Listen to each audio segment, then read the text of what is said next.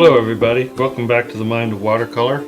Just thought I would do a quick support video today for the bare tree limb journal sketching I did. Just look up at the top here and I'll put a link. Basically I was just sketching in my journal a bare limbed kind of oak tree. And in that video I mentioned the way to get better trees and more realistic limbs on trees was to be careful of your foreshortening. A tendency is to draw limbs out to the side. There's nothing wrong with that because a lot of the branches you see, they will go out to the side. If you want to improve your trees and add some realism, the first thing you need to do is just be very observant. Spend a lot of time just looking. But second of all, and I mentioned this in that video, pay attention to how the branches go away from you and come towards you. In art, this is known as foreshortening, in case you're not familiar with the term.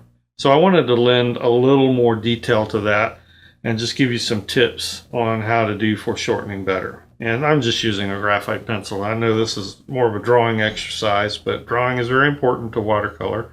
But the first thing you'll notice on foreshortening, and a good visual clue to foreshortening, and there are two basically.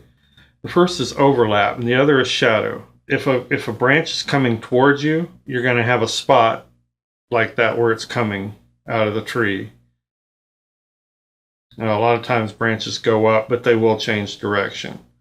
So let's say this branch is coming towards you and then it goes down like that. Now, how in the world do you make that branch look like it's coming towards you? Because you're drawing on a flat surface, right? Well, overlap. Okay, as it comes out of the tree, you'll notice an overlap right here. Comes down here and changes direction, comes this way. We're going to see probably a little bit of an overlap here.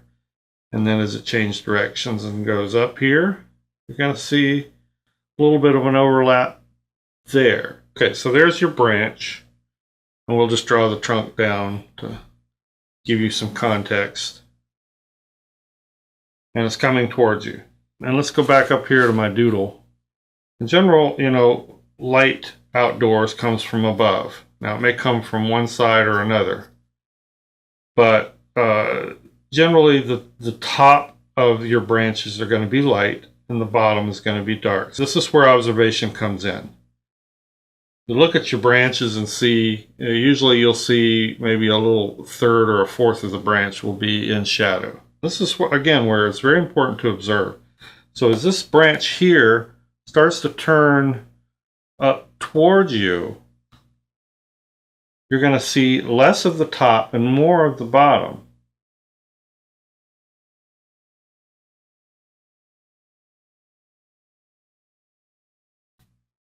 And as it turns down and towards you, you're going to see less of the bottom.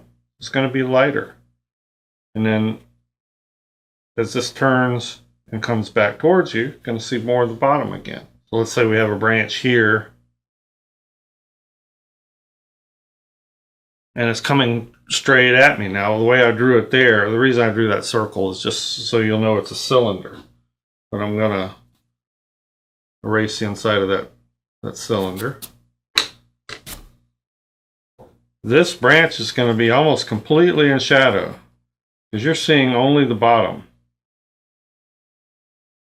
Now let's say there's a branch on the other side of the tree going away from you.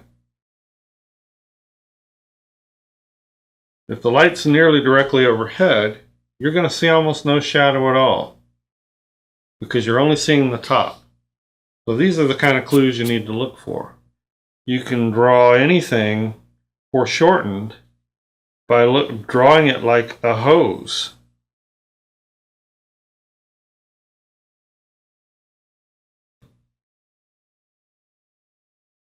See how that appears to come towards you. And as I define the shape and where it changes direction, you can apply a little of the overlap. And there you have it. All I've done is break this down into a series of cylinders and get you thinking about these branches coming towards you as a cylinder. and break down any branch.